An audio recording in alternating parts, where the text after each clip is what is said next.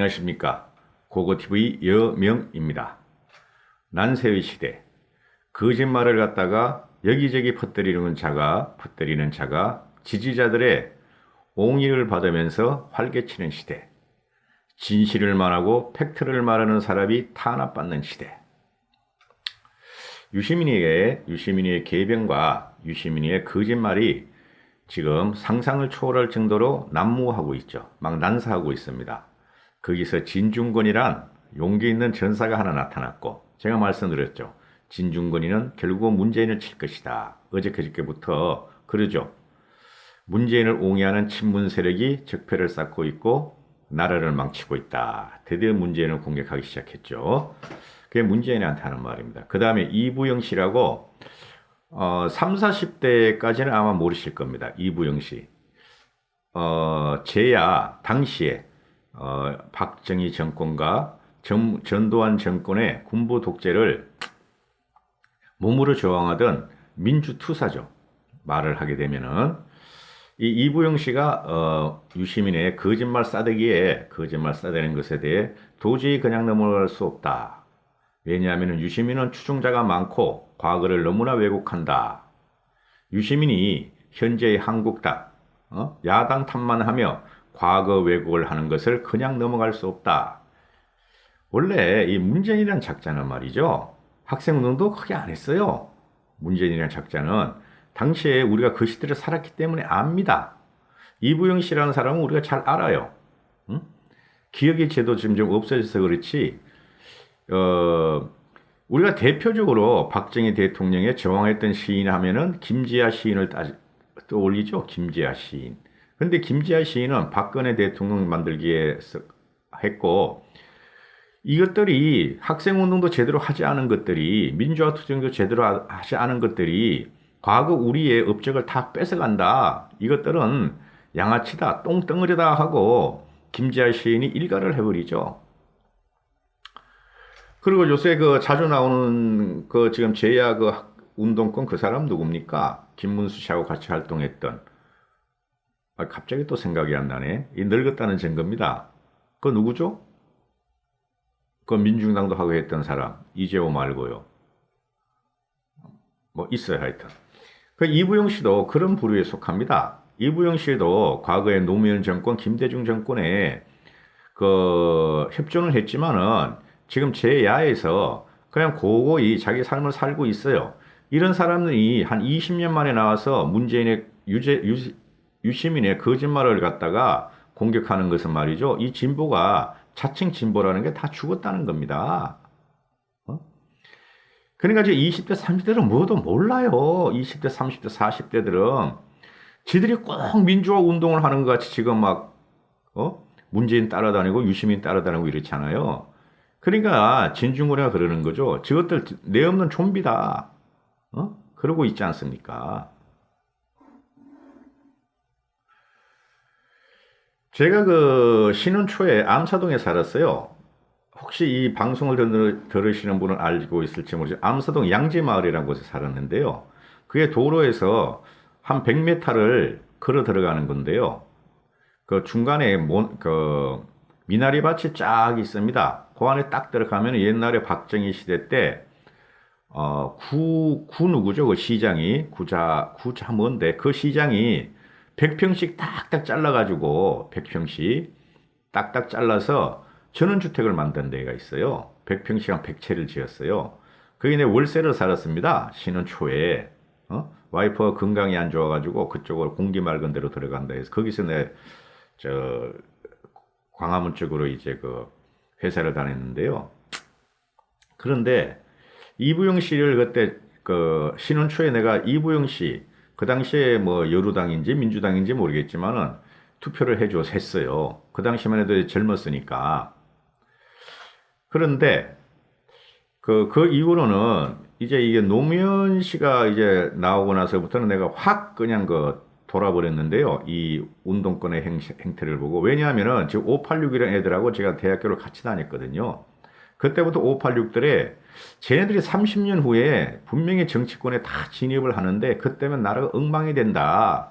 지금 막아야 한다 하면서 저도 이제 운동권을 탈퇴하고 그랬는데요. 얘네들이 현실적으로 지금 나라를 아주 개판으로 만들고 있죠. 586대를 보면 지금 그때부터 알았어요. 쟤네 정치하면 안 된다. 민주화 세력, 민주화 운동한 사람들하고는 다르다. 80년대 이전의 운동권하고는 다른 애들이다. 저는 이제 그 경계선에서 살았기 때문에. 그리고 이제 이부영 씨 같은 경우도 지금 그래서 아마 나타나는가 봐요. 다시. 이게 뭐냐 하면은 그 JTBC 신년 토론회 이틀짜리 저도 그거 봤어요. 다 봤는데 그 박형준 씨 있죠. 지금 강적들에 나오는 이 사람은 전략가예요. 박형준 씨는 전략가인데 이 사람은 또 문제가 뭐냐면 투쟁성이 없어. 합리적인 보수주의자, 합리적인 우파예요. 이 사람이. 그러니까 투쟁성이 없고 이 박형준 씨도 지금 보니까 야권 통합을 외치고 있어요. 그리고 자기는 정치 안 한다 이래요. 안 할 거예요. 이 사람은. 이런 사람도 하나 필요한데 그러니까 지금 뭐냐 하면은 유시민이라든가 썰전에 나온 애들 있죠. 유시민 뭐 또 누구 있습니까? 이철이, 전원채, 박형준 요번에 다 나오죠. 지금 계속 요새 이제 평론가로 나오는데 이 사람들이 정치를 하게 되는 순간 망합니다. 평론하고 정치 현실은 많이 다릅니다. 박형준 같은 경우는 국회의원도 해봤고 국회 사무총장도 해봤고 또 이명박 때 정무수석인가 그것도 해봤어요. 그럼에도 불구하고 정치를 안 한다 그러는 게 뭐냐 하면은 저 정치 함부로 하다가 나라 망칠 수가 있다는 거죠. 지가 아무리 똑똑하다 그러고. 근데 전원칙에도 정치하러 들어갔다가 깨꼴락해서 나왔고 이철에도 정치하러 들어갔다가 아이고 나 초선만 할래. 이거 완전히 양아치들이야. 잠 못 잘 정도로 지금 이상한 곳이 하고 나와버리고. 그 다음에 또 하나 누구야? 제가 말씀드린 4명 중에. 이철이, 그 다음 유시민. 유시민 이것도 정치를 해봤는데 개판이 되면 안 들어. 개판이야. 애가 돌아버렸어, 유시민은. 그죠? 그리고 요새 와서 우리 우파 유튜브가 좀, 확장이 되다 보니까 우파 유튜버들의 진행자들이 정치를 하려고 덤벼드는데요. 그 억색하면 안 됩니다. 나라 망칩니다. 현실 정치하고 평론하고는 달라요. 학자들하고. 그렇게 되면은 최장직 교수 같은 사람이 대통령이 돼야죠. 정치 이론이 확실하니까. 그렇지 않습니까? 우파 유튜버들 정치하려고 생각하시면 큰일 납니다. 그냥 돈 벌고 그렇게 사세요. 제가 감히 말씀드립니다. 그거 TV는 돈도 못 봅니다. 진짜 못 벌어요. 내 노임에 10분의 1도 안 나와. 제가 박형준이가 노무현 정권 시절에 4대 악법, 4대 개혁 입법, 국보법, 신문법, 과거사법, 사학법을 무리하게 통과시키기 위해 온 나라가 끓었는데 그 결과 노정권도 정치적 실패를 맛봤다. 하나도 통과 안 됐죠. 국보법, 신문법, 과거사법, 사학법. 과거사법은 통과됐나? 기억이 안 나네요. 그래서 박형준이가 말하기를 야당 때문에 모든 국정이 발목 잡히는 것으로 보이지만은 않는다. 보이지만 아니다. 문재인 정권의 초심으로 돌아가 국정의제를 제대로 설정해야 한다고 일갈하니까 유시민이가 4대 개혁 입법을 해서 노무현 정부가 망한 게 아니라 못해서 망한 것이다. 당시 여루당 의원이 노동당을 포함해서 162명의 국회의원이 입법을 처리하느라 했는데 한나라당이 본회의장을 6탄으로 저지해서 못한 것이다. 이 거짓말이라고. 6탄으로 저지했대. 그때 우리가 기억나는 게 있잖아요. 사학법 파동 이럴 때 그때 박근혜가 그 밖에서 장애 투쟁한 거 기억나잖아요. 국회에서 이런 거 안 했다고요. 저도 기억이 나는데 그래 박 교수가 박형준이 아니다 하고 하니까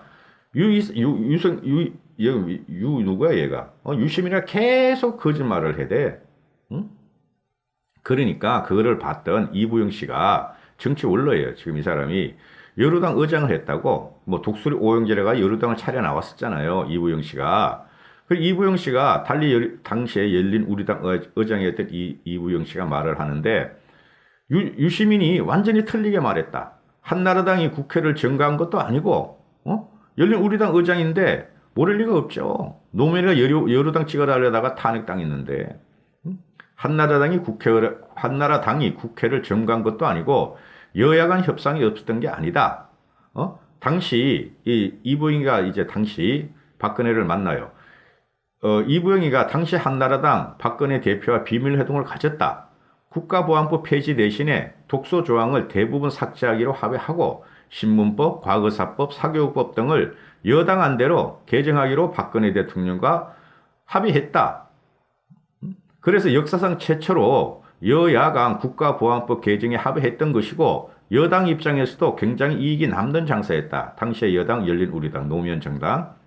그런데 그걸 가지고 왔더니 당시 강경파였던 유시민하고 천정배가 폐지가 아니면 협상 자체를 말아야 한다고 깨버렸다. 유시민하고 천정배가 깨버렸다. 그래서 얘네들은 열린우리당이 오래 집권할 것이기 때문에 불합리한 법을 남겨두면 안 된다는 입장이었다 하고 결국은 당내 합의가 박근혜하고 이부영이가 했던 합의는 실패하고 4대 계획입법은 실패했다고 이부영이가 진실을 말하죠. 그죠? 유시민이 진짜 애가 양아치야 양아치. 조기든 양아치지만은 유시민도 양아치야. 쌍양아치야 쌍양아치.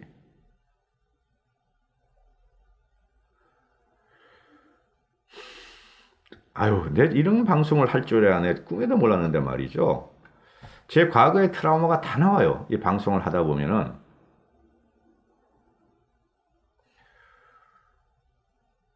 그래서 이부영 씨가 말하는 것은 열린우리당이 국가보안법을 폐지하려던 친북 좌파 정당으로 그래서 규정돼 버렸다. 당시에 국가보안법을 폐지한다니까 국민들이 지금 뭐야 중북 좌파냐 그렇게 했는데 그게 바로 유시민이가 자행됐던 일이었다. 그래서 당시의 한나라당, 현재 한국당한테 거짓말로 책임을 덮어 씌우려 하는 유시민이의 말로 저거 양아치다 이런 식으로 폭로를 해버리죠. 그래서 유시민 얘는 아무런 반응이 보이지도 않아요 지금. 그럼 이부영 씨는 지 대선배니까 학교도 그렇고 정치력도 그렇고 대선배인데 아무 말도 안 하고 지금 침묵을 짓고 있대. 그래서 지지자들은 이 좀비들은 문의 좀비들은 말이지 페이스북에다가 뭘 남기냐면은 당시 한나라당이 국회를 점거한 게 사실이다. 국회 점거 안 했어요. 저도 그때 기억이 나는데 국회 점거도 안 하고 그리고 이부영이가 지금 하는 말이 그 좀비들이 당시에 현장에 있지도 않았고 어떻게 댓글을 쓰는가. 점거한 사실이 없다. 참 한심하다. 통탄할 일이다. 이렇게 이제 일가를 했는데요. 유시민이가 이렇게 대놓고 거짓말을 싸대죠. 아주 박격포를 계속 싸대죠 그냥. 거짓말 박격포를. 그럼에도 불구하고 한국당이 지금 꿈쩍 못하고 있어요. 과거 같으면 난리 났어요. 우리가 집권을 잡았으면 말도 못할 지경이라고. 말도 못한다고 유시민은. 근데 거짓말을 갖다 그렇게 난사를 해요. 난사를. 한국당을 죽이고 문재인을 옹이하려고. 이게 정권을 바뀐 비극입니다. 정권을 뺏긴 비극이에요. 정신 차려야 돼요. 무조건 한국당을 중심으로 통합해야 돼요. 내려놔야 돼요, 다. 그래야 우리가 이런 거짓 세상에 안 살지 않겠습니까? 감사합니다. 고고TV 여명이었습니다.